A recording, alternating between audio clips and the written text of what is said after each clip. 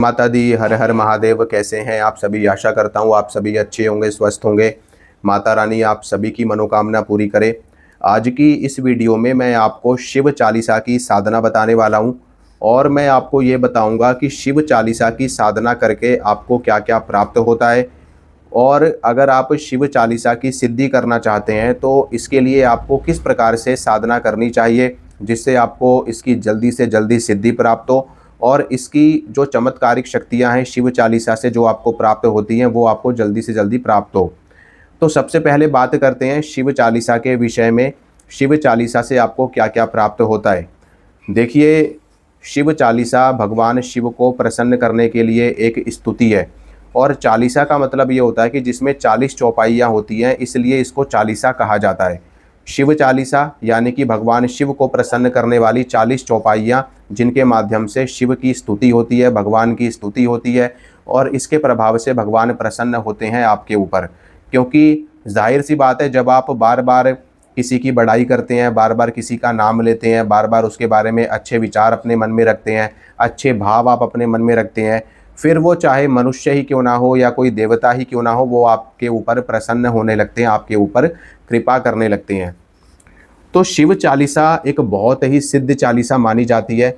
शिव चालीसा के बारे में ऐसा कहा जाता है कि अगर आपको कोई भी मंत्र ना पता हो, कोई भी तंत्र ना पता हो, कोई भी यंत्र ना पता हो, और केवल अगर आप शिव चालीसा का पाठ करते हैं तो भगवान शिव की बहुत कृपा आपके ऊपर हो जाती है। बहुत से ऐसे साधक हैं, भाई हैं, जो मंत्रों का जप करते हैं पर उनको सिद्धि प्राप्त नहीं हो पाती। गुरुओं के आगे पीछे घूमना पड़ता है, गुरुओं के चक्कर काटने पड़ते हैं, ठीक है। और समय खराब होता है बहुत ज़्यादा। कई बार गुरु से सही ज्ञान भी नहीं मिल पाता, गुरु का मार्गदर्शन नहीं मिल पाता। तो ऐसे में आप भगवान की स्तुति कैसे करें, भगवान शिव का कैसे नाम लें? क्योंकि जो पंचाक्षरी मंत्र है, जो भगवान शिव का मूल मंत्र माना जाता है, ओम नमः शिवाय, षडाक्षरी है, पंचाक्षरी है, कुछ भी कह लो, पंचाक्षरी कह लो, षडाक्षरी कह लो। ये जो मंत्र है ये गुरु दीक्षा लेकर के जाप किया जाने वाला मंत्र माना जाता है। बिना गुरु दीक्षा के इस मंत्र का जाप नहीं किया जाता। और अगर आप करते भी हैं तो आपको ज़्यादा संख्या में इसका जाप नहीं करना होता, केवल 1 माला या 2 माला ही आप इसका जाप कर सकते हैं, ठीक है। बिना गुरु दीक्षा के आप नाम जप कर सकते हैं। नाम जप के लिए दीक्षा की आवश्यकता नहीं होती है। लेकिन शिव चालीसा के पाठ के लिए भी आपको किसी भी प्रकार की गुरु दीक्षा की आवश्यकता नहीं है। ना ही किसी भगत की अनुमति चाहिए, ना ही किसी गुरु की अनुमति चाहिए, ना ही किसी ब्राह्मण से आपको पूछने की आवश्यकता है। शिव चालीसा की साधना से एज इट इज़ आपको वही सिद्धि मिलती है, वही कृपा मिलती है भोलेनाथ की, जो कृपा आपको मंत्र से मिलती है, ठीक है। अब भगवान शिव की पूजा करने के लिए तो बहुत से लोग मंत्र का जाप करते हैं, ठीक है, लेकिन आप भी सेम कृपा प्राप्त कर सकते हैं बिना मंत्र के शिव चालीसा के पाठ से, ठीक है। क्योंकि चालीसा के लिए, स्तोत्र के लिए, स्तुति के लिए, नाम जप के लिए गुरु की आवश्यकता नहीं है। वहाँ पे क्या होता है कि आपका जो संबंध होता है अपने इष्ट से, वो एक संतान की तरह होता है, पिता पुत्र की तरह होता है, भक्त का और भगवान का संबंध होता है। वहाँ पे ये सब चीज़ों की आवश्यकता है ही नहीं। आप मान लो अगर आप भगवान शिव को अपना पिता मानते हो, उनको अपना भगवान मानते हो, तो भगवान की भक्ति के लिए गुरु की आवश्यकता नहीं है। गुरु की आवश्यकता तो तब है जब आपको तंत्र क्षेत्र में जाना हो, तंत्र की साधनाएं आपको करनी हो, या फिर जो गुरुमुखी मंत्र होते हैं, जो गुरु शिष्य परंपरा से प्राप्त होते हैं, उसके लिए आपको गुरु की आवश्यकता है। तो शिव चालीसा के जाप से आपको क्या क्या प्राप्त होगा, शिव चालीसा की सिद्धि कैसे कर सकते हो, इसकी साधना कैसे होगी, ठीक है, ये सारी चीज़ें मैं आपको इस वीडियो में बताऊंगा। तो चलिए सबसे पहले शिव चालीसा के बेनिफिट्स मैं आपको बता देता हूँ। देखिए, जब आप शिव चालीसा का पाठ करते हो, ठीक है, तो सबसे पहले तो क्या होता है कि भगवान शिव आपके जो पूर्व जन्मों के संचित पाप कर्म है और इस जन्म के जो संचित पाप कर्म है, सबसे पहले भगवान शिव उनका नाश करते हैं, ठीक है। बहुत से लोग कहते हैं ना कि हमें चालीसा पढ़ते हुए इतना समय हो गया, इतने वर्ष हो गए। अभी आज भी मेरी एक महिला से फ़ोन पे बात हुई थी, एक माता जी से बात हुई थी। वो ये बता रही थी कि वो सिद्ध कुंजिका स्तोत्र का पाठ न जाने कितने समय से कर रही हैं, पर उनको कोई लाभ नहीं हुआ। तो वो लाभ क्यों नहीं हुआ, उसी के विषय में मैं आज आपको जानकारी दूंगा इस वीडियो में। क्या होता है कि जो हमारे पूर्व जन्मों के पाप कर्म होते हैं, इस जन्म के पाप कर्म होते हैं, उन पाप कर्मों के प्रभाव से हमारी जो साधना है वो उसमें खर्च होती रहती है, उन पाप कर्मों को काटने के लिए। इसीलिए यही वजह है कुछ साधकों को जल्दी सफलता मिल जाती है और कुछ साधकों को समय से सफलता मिलती है, यानी कि देर से सफलता मिलती है। फिर जिनको सफलता नहीं मिलती वो यही प्रश्न करते हैं कि हम तो इतने समय से जाप कर रहे हैं, इतने समय से पूजा कर रहे हैं, हमें रिजल्ट ही नहीं मिल रहा। तो उसका कारण यही होता है, आपके किए पाप कर्म या आपके पूर्वजों के किए पाप कर्म या आपके परिवार के किए पाप कर्म आपके सामने आते हैं जो आपको रिजल्ट मिलने नहीं देते। ठीक है, तो सबसे पहला फ़ायदा तो आपको यही मिलता है कि आपके जो संचित पाप कर्म है वो कटने शुरू हो जाते हैं और आपका ऑरा क्लीन होने लगता है। सबसे पहले क्या होगा, पाप आपके खत्म होंगे। पाप जब खत्म हो जाएंगे तो आपके ऑरा में जो मलिनता भरी पड़ी है, जो ब्लैक एनर्जी है, डार्क एनर्जी है, जो आपको आगे बढ़ने से रोक रही है, रुकावट बन रही है आपके मार्ग में, रास्ते में, तो वो आपका ऑरा क्लीन होता है, आपकी कुंडलिनी शक्तियाँ क्लीन होती है, आपका शरीर शुद्ध होता है, आपका मन शुद्ध होता है, आपकी आत्मा शुद्ध होती है। फिर इसके बाद में आपकी जो सोई हुई शक्तियाँ हैं वो जागृत होनी शुरू होती हैं। ठीक है, आपका जो आपके शरीर में जो 7 चक्र है, मूलाधार से लेकर के ब्रह्मरंध्र तक, वो 7 चक्र आपके सिद्ध होने लगते हैं, जागृत होने लगते हैं। और भगवान शिव की कृपा तो आपको पहले दिन से ही मिलने लगती है, क्योंकि जब भगवान शिव के जो गण हैं, जो उनके दूत हैं, वो जब आपके पाप कर्मों को नष्ट करने में लग जाते हैं तो वो शिव के आदेश से ही ऐसा होता है, शिव की कृपा से ही ऐसा होता है। तो शिव की कृपा तो आपको पहले दिन से मिलने लगती है जब आप इनकी साधना शुरू कर देते हो। वैसे भी भगवान शिव हमारे भोलेनाथ हैं, बहुत ही जल्दी, बहुत ही दयालु देवता हैं, बहुत ही जल्दी प्रसन्न होने वाले देवता हैं। उनकी साधना में, उनकी पूजा में कोई नियम ही नहीं है, कोई कर्म कांड नहीं है, कोई विधि विधान नहीं है। आप कैसे भी उनका नाम लो, कैसे भी उनकी विधि करो, कैसे भी उनकी पूजा करो, वो पूजा सफल होनी ही होनी है, उससे आपको लाभ मिलना ही मिलना है। उसमें आपको कोई भी मन में संशय लाने की आवश्यकता है ही नहीं। तो भगवान शिव आपके ऑरा को क्लीन कर देते हैं, आपकी कुंडलिनी शक्ति को क्लीन कर देते हैं। धीरे धीरे करके आपके अंदर जो सोई हुई शक्तियां हैं वो जागृत होनी शुरू हो जाती है। ठीक है, अब बहुत से लोग ये कहते हैं कि हम तो मंत्र जाप कर रहे हैं, चालीसा का पाठ कर रहे हैं, हमें नौकरी में सफलता नहीं मिल रही, हमें कारोबार में सफलता नहीं मिल रही। अरे कहाँ से सफलता मिलेगी? जो आप जप कर रहे हो, पूजा कर रहे हो, उसकी सारी ऊर्जा तो आपके पाप कर्मों को काटने में लगी हुई है। आपके घर में जो तांत्रिक क्रिया चल रही है, आपके घर में जो भूत बाधा है, जो प्रेत बाधा है, वो इन चीज़ों को फलित नहीं होने दे रही।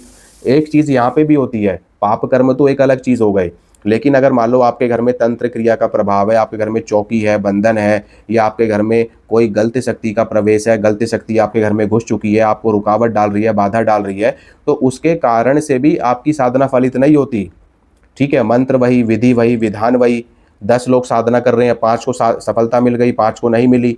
तो उन 5 के अंदर, उन 5 लोगों के घर में, परिवार में या तो तंत्र क्रिया का प्रभाव है, या कोई पितृदोष उनको लगा हुआ है, या उनके घर की कोई कुलदेवी कुलदेवता रुष्ट है। ठीक है, या फिर उनके घर में कोई तंत्र क्रिया का प्रभाव है जिसकी वजह से उनको सफलता नहीं मिल पा रही, या उनके पाप कर्म बहुत ज़्यादा भारी है। ठीक है, तो भगवान शिव की साधना करने के लिए आपको गुरु की आवश्यकता नहीं है, अगर आप शिव चालीसा से उनकी साधना करते हैं। लेकिन अगर आप पंचाक्षरी करते हैं, षडाक्षरी करते हैं, तो ये मंत्र आप गुरु से प्राप्त करें तो बहुत ही अच्छा रहता है। अगर आप बिना गुरु के इसको करते हैं तो ज़्यादा जाप ना करें, 1 माला, 2 माला, 3 माला आप इसका जाप कर सकते हैं, क्योंकि जब आप इसका ज़्यादा जाप करते हैं पंचाक्षरी का, तो इससे आपको सिद्धियाँ मिलनी शुरू हो जाती हैं, शक्तियाँ जागृत होने लगती हैं आपके अंदर, और उन शक्तियों की ऊर्जा को आपका शरीर झेल नहीं पाता बिना गुरु के। गुरु फिल्ट्रेशन का काम करता है, जैसे घर में पानी वाला आरओ होता है, गंदे पानी को साफ कर देता है, साफ पानी आपको देता है। ठीक है, इसी तरीके से गुरु का काम भी यही होता है। गुरु गंदी ऊर्जाओं को, नकारात्मक ऊर्जाओं को दूर कर देते हैं और अच्छी पॉजिटिव ऊर्जाएं आप तक पहुंचाते हैं। इसीलिए गुरु से मंत्र लेना बहुत ही ज़्यादा ज़रूरी होता है। अगर गुरु नहीं मिल रहे हैं तो आप केवल कृपा प्राप्ति हेतु एक आध माला का जाप कर सकते हैं। तो शिव चालीसा से आपको सब कुछ प्राप्त हो सकता है जो भगवान शिव के मंत्र जपने से प्राप्त होगा। क्योंकि देखो, इष्ट वही है, देवता वही है, बस उसकी स्तुति का तरीका अलग है। एक तरफ आप उनके मंत्र से स्तुति कर रहे हैं, एक तरफ आप चालीसा से स्तुति कर रहे हैं, तो कुछ फर्क नहीं है। कर तो आप स्तुति ही रहे हैं, बैठे तो आप उनकी सेवा में ही हैं, बैठे तो आप उनकी साधना में ही हैं, तो साधना तो आपकी फलित होगी होगी। बस इतना फर्क है कि एक तरफ आप मंत्र से साधना कर रहे हैं, एक तरफ आप चालीसा से साधना कर रहे हैं, तो सिद्धि तो आपको मिलनी ही मिलनी है। ठीक है, तो आप चिंता ना करें, भगवान शिव की उपासना करें, भगवान शिव का भजन करें, उनका जप करें, उनका तप करें। शिव चालीसा का पाठ आप कर सकते हैं, इसमें किसी विधि विधान की आवश्यकता नहीं है। डेली रूटीन में एक बार पाठ करिए शिव चालीसा का। ठीक है, धीरे धीरे करके शिव चालीसा आपकी सिद्ध होनी शुरू हो जाएगी और भगवान शिव की अद्भुत कृपा आपके ऊपर हो जाएगी। अब बात करते हैं अनुष्ठान की। अगर आप शिव चालीसा का अनुष्ठान करते हैं तो वो आपको कैसे करना होता है उसके बारे में मैं आपको जानकारी देता हूँ। देखो, भगवान शिव का जो अनुष्ठान है वो सोमवार से शुरू होता है, या चतुर्दशी से, या पूर्णिमा से, अमावस्या से, या शिवरात्रि से। ठीक है, ये कुछ मुख्य दिन होते हैं, आप भगवान शिव का अनुष्ठान शुरू कर सकते हैं। शिव चालीसा का जो अनुष्ठान होता है ये 5 दिन का होता है। ठीक है, यानी कि 5 दिवसीय ये अनुष्ठान होता है। इसको आप 11 दिन, 21 दिन और 41 दिन भी कर सकते हो, पर मैं आपको 5 दिन की ही सेवा बता रहा हूँ, 5 दिन का ही अनुष्ठान आपको बता रहा हूँ। तो 5 दिन, ये सोमवार से शुरू करके 5 दिन तक आपको ये साधना करनी है। और ये जो सोमवार है ये शुक्ल पक्ष का होना चाहिए। ठीक है, या पूर्णिमा से शुरू करके आप 5 दिन कर सकते हैं, या अमावस्या से शुरू करके 5 दिन पंचमी तक कर सकते हैं। ठीक है, इन 5 दिनों के अंदर आपको ब्रह्मचर्य का पालन करना होता है। पूर्ण रूप से ब्रह्मचर्य का पालन आपको करना है। पूर्ण रूप से आपको ज़मीन पे सोना होता है।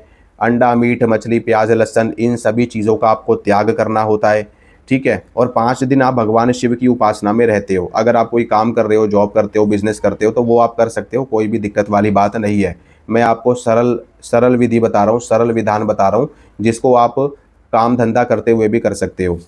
अब इसमें आपको क्या करना होता है कि 5 दिनों के लिए आपको देसी घी का अखंड दीपक भगवान शिव के नाम से लगाना है अपने घर में।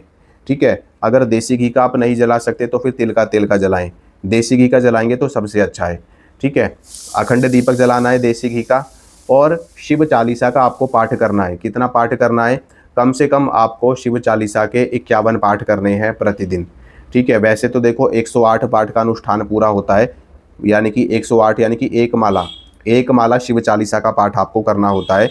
लेकिन आप इतना कर पाएँ या ना कर पाएँ, ठीक है, अगर आप एक माला का करते हैं तो बहुत ही अच्छा है। आप आधे पाठ सुबह कर सकते हैं, आधे पाठ आप शाम को कर सकते हैं, लेकिन 51 पाठ आप एक बार में कर सकते हैं। तो देसी घी का अखंड दीपक जलाएं, भगवान शिव के नाम से धूप बत्ती जलाएं, उनके नाम से जल रखें, उनके नाम से प्रसाद रखें। ठीक है, चूरमे का भोग लगा सकते हैं, लड्डू का लगा सकते हैं, बर्फ़ी, पेड़ा, कुछ भी लगाओ, भगवान शिव को सब चढ़ता है। ठीक है, भोग लगाएं भगवान शिव को, और फिर संकल्प करके आपकी क्या मनोकामना है, क्या आपकी इच्छा है, आप दिव्य दृष्टि चाहते हैं, आप किसी शक्ति को सिद्ध करना चाहते हैं, या आप चाहते हैं कि आपके घर के जो पितृ हैं वो आप पर कृपा करने लगे, आपके घर की जो कुलदेवी है वो कृपा करने लगे। ठीक है, तो किसी भी मनोकामना से आप इस साधना को, इस संकल्प को कर सकते हैं, और निश्चित ही आपकी वो मनोकामना पूरी होती है अगर आप पूरे मन से, पूरे विश्वास से भगवान शिव की उपासना करते हैं, भगवान शिव की साधना आप करते हैं। तो आप इस साधना को करिए, इस उपासना को करिए, आपको बहुत ही अच्छी कृपा मिलेगी, बहुत ही अच्छी शक्ति आपको प्राप्त होगी। आपके घर से, आपके परिवार से हर तरह की परेशानी का अंत हो जाएगा, और भगवान शिव आप पर खूब कृपा करेंगे। ठीक है, तो आप इसको करिए, आपको फ़ायदा होगा। अगर आप अनुष्ठान नहीं कर सकते तो डेली रूटीन में आप एक बार शिव चालीसा का पाठ करते रहिए, भगवान शिव की अनंत कृपा आपके ऊपर बनी रहेगी। जय माता दी, हर हर महादेव, खुश रहिए।